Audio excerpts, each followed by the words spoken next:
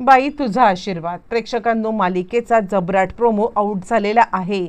म्हणजे आत्तापर्यंत आपण इकडे पाहिलेलो आहोत की या सगळ्यामध्ये ज्या वेळेला मात्र आता इकडे म्हणजे अवनीच्या बाबतीत अवनीला मात्र आता या सगळ्यामध्ये एकदम हे करण्याचा प्रयत्न करण्यात आलेला आहे. अवनीला ट्रॅप करण्याचा प्रयत्न करण्यात आले आणि अवनी आता जे वाक्य बोलले त्याच वाक्याच्या आधारे कोर्टात केस टाकून दानगटांवरती मात्र आता म्हणजे डायरेक्ट आरोप करण्याचा प्रयत्न करणार आहे, तो म्हणजे विहान. आणि विहानला मात्र आता या सगळ्यामध्ये अवनी असा काही धडा शिकवणार आहे आणि आता इकडे दानगटांच्या वरती पोलीस कंप्लेंट होण्याच्या ऐवजी विहानवरतीच कशी अवनी आता ही कंप्लेंट फिरवणार आहे किंवा विहानलाच या सगळ्यामध्ये कशा पद्धतीने अडकवणार आहे आणि दानगटांच्या सुनेचं कर्तव्य कसं निभावणार आहे, सगळं सविस्तरपणे पाहूया. प्रेक्षकांनो, आपण पाहिलं की वहिनीने खूप मोठा गैरसमज करून दिलेला आहे. वहिनीने खूप मोठा गैरसमज केलाय, पण या सगळ्यामध्ये मात्र आता इकडे अवनी तिला आपापल्या परीने समजवण्याचा प्रयत्न करते. त्याच वेळेला ती आता यशादा आणि राजाला सांगते, मला तुमच्याशी काहीही बोलायचं नाहीये, मला तुमच्याशी बोलायचं नाहीये, पण या सगळ्यामध्ये मला आता एक गोष्ट करायची आहे. मी अवनीशी काहीतरी बोलेन आणि त्यानंतर मग मात्र मला आता काय तो निर्णय घ्यायला लागेल. आणि ती आता आठवते आणि ती विचार करते तिला जे काही देशमान यांनी सांगितलेलं असतं ते. देशमान यांनी तिला आता सांगितलेलं असतं की या सगळ्यामध्ये अवनीने स्वतःच्या तोंडून आता एकदा कबूल केलं पाहिजे की आता तिला या घरात त्रास होतोय, म्हणजे आपण तिची त्या घरातनं सुटका करू शकतो. आणि वहिनीच्या डोक्यामध्ये हेच येतंय. जे दृश्य मी पाहिलंय ते दृश्य महाभयंकर होतं. या सगळ्यामध्ये मात्र आता हे दृश्य जर का माझ्या समोर असं घडत आहे तर मात्र आता कशा पद्धतीने इकडे अवनीला रोज हे फेस करावं लागत असेल. आणि म्हणूनच काहीही झालं तरी सुद्धा मी आत्ता गप्प बसणार नाहीये. म्हणजे आता अवनीला या सगळ्यातून बाहेर काढणं हे आता माझं काम आहे, असा विचार मात्र आता ती करते. आणि ती सांगायला लागते, अवनी येतेस का? 2 मिनिटं मला तुझ्याशी महत्त्वाचं बोलायचं आहे. माझं बोलून झाल्यावरती मात्र आता मी या सगळ्यामध्ये निघून जाईन, असं म्हटल्यावरती अवनी आता सांगायला लागते, ठीक आहे बोल ना वहिनी. आणि त्यानंतर वहिनी तिला आत घेऊन येते. मी जो काही प्रकार पाहिला तो काय होता अवनी? यावरती अवनी म्हणते, वहिनी अगं फक्त आणि फक्त तुझा गैरसमज झालेला आहे. त्यावरती मात्र आता लगेचच ती सांगायला लागते, गैरसमज? कसला गैरसमज? तुझ्यावरती तो आता छडी उगारत होता, हा गैरसमज होता का? आणि त्यावरती मात्र आता लगेचच सांगायला लागते ती म्हणजे अवनी, अगं नाही, राजा आणि यशोदा हे जरा जास्तच घाबरलेले आहेत. राजा आणि यशोदा हे मात्र घाबरून आता इकडे पाहतायत आणि ते विचार करतायत काय घडलं. यशोदा म्हणतो, अरे काय करायला गेलो आणि आता इकडे काय घडून बसलं, उगाच सगळा आता आळ तुझ्यावरती आलेला आहे. राजा म्हणतो, माझ्यावरती आळ आला, मला काही फरक पडत नाहीये. काहीही झालं तरी सुद्धा मला या सगळ्यामध्ये कुणीही काहीही बोललं तरी फरक पडत नाहीये. हा मला फरक फक्त पडतो या कारणासाठी की अवनी मॅडम हे घर सोडून जायला नको आहेत. कारण काहीही झालं तरी सुद्धा या सगळ्यामध्ये मात्र आता त्यांच्या बाबतीत चुकीचं काही घडायला नको. यशोदा सांगायला लागतो, हेच मी तुला आधीपासून सांगतोय, तू खोट्यावरती खोटं अशी किती बोलणार आहेस तू, सांग बरं मला.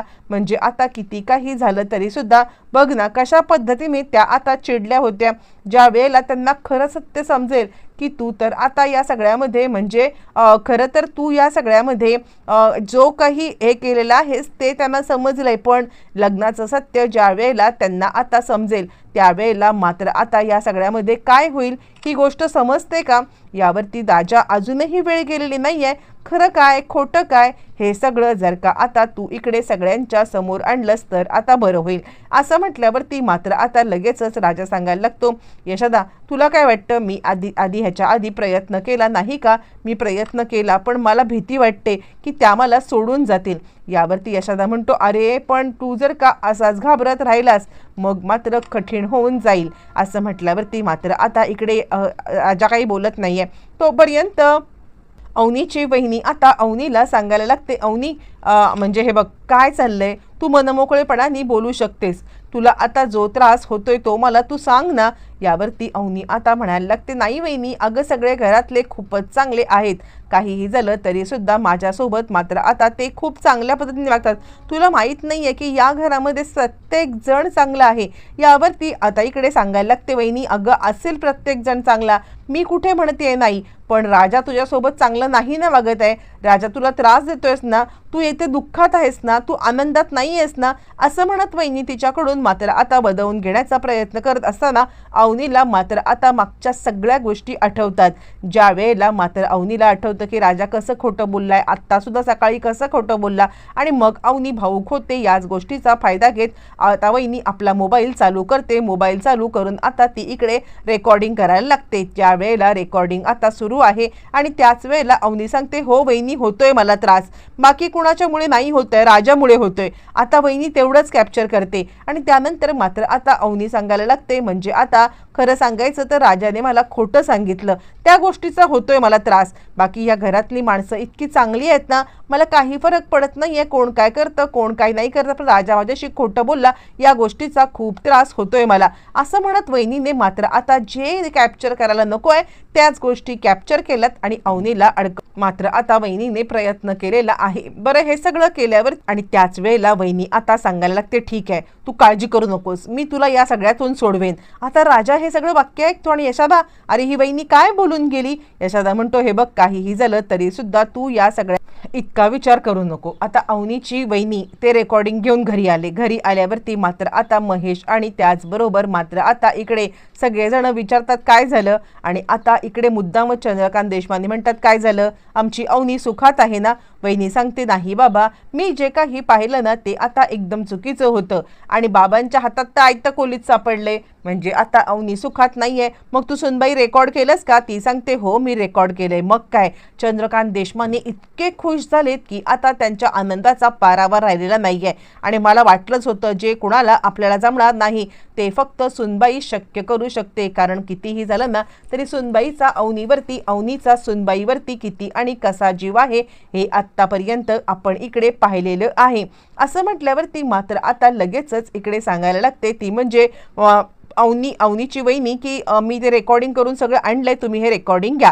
त्यानंतर लगेचच ते रेकॉर्डिंग विहान हातात घेतो आणि ती सांगायला लागते, तुला कशाला हे रेकॉर्डिंग पाहिजे. विहान म्हणतो, ते काही नाहीये, अवनीला त्या नरकामधून बाहेर काढायचं असेल तर मला हे करायलाच लागेल. यावरती ती सांगायला लागते, पण बाबा हा आपल्या घरचा मॅटर आहे ना, आपण हा घरामध्ये सोडवूया ना, आपण आता त्याला समज देऊया की. बाबा म्हणतात, नाही ग, तो घरामध्ये समज देऊन देण्यातला माणूस नाहीये, ही माणसं कशी आणि किती हे करतात तुला माहिती आहे ना.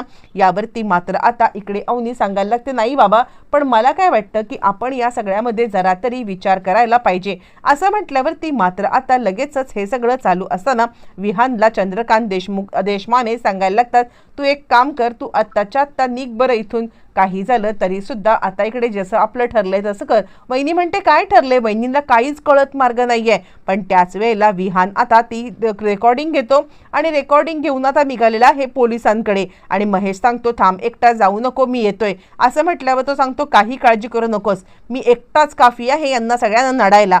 असं म्हणत मात्र आता इकडे वहिनीला आपण काहीतरी चूक केली याची जाणीव झाली आणि ती म्हणते, बाबा बाबा काय करणार आहात तुम्ही, म्हणजे आता तुम्ही माझ्याकडून हे रेकॉर्डिंग मागवलं पण तरी सुद्धा काय करणार आहात. देशपांडे म्हणतात, हे बघ तुझं काम झालंय, तू जा. वहिनीला कळलंय की आपण मोठ्या ट्रॅपमध्ये अडकलो गेलेलो आहे आणि या सगळ्यामध्ये मात्र आता इकडे देशपांडे सांगतात, विहान जा. विहान आता इकडे विहान पोलीस स्टेशनला गेलाय, ते रेकॉर्डिंग दाखवत आहे आणि आता त्याच वेळेला मात्र इकडे पोलिसांना तो सांगतोय की तिला तिकडे त्रास होतोय, ते सगळेजण मिळून तिला खूप त्रास देत आहेत आणि या सगळ्यामध्ये मात्र आता लगेचच याच्यामध्ये त्यांना आता तुम्ही अटक करा.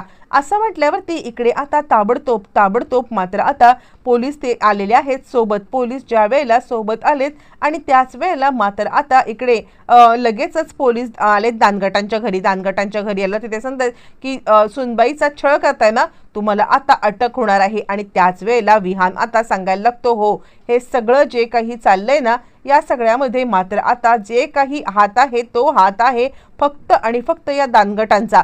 यावरती अवनी आता विहानची कॉलर धरते आणि मला जर का कोण त्रास देत असेल तर हा माणूस आहे. खोटं नाटं बोलून आता माझ्या कुटुंबाला काहीतरी त्रास देण्याचा हा प्रयत्न करतोय आणि मी हे सगळं ऐकून घेणार नाहीये. अवनीने मात्र आता सांगितले की पकडायचं असेल तर आता याला पकडा. असं म्हणत मात्र आता या सगळ्यामध्ये लगेचच विहानला पोलिसांनी पकडले आणि खोटी कंप्लेंट करतोस का असं म्हणायला लागलेले आहेत. बरं, आता हे सगळं झाल्यावरती सगळे दानगट मात्र खुश झालेले आहेत आणि आता त्याच वेळेला मात्र आता लगेचच सगळेजण खुश होऊन अवनीकडे पाहत आहेत, पण त्याच वेळेला अवनीने मात्र आता या सगळ्यामध्ये इकडे त्याची अशी काहीतरी जिरवलेली आहे की त्यानंतर विहानचे मात्र आता रवानगी जेलमध्ये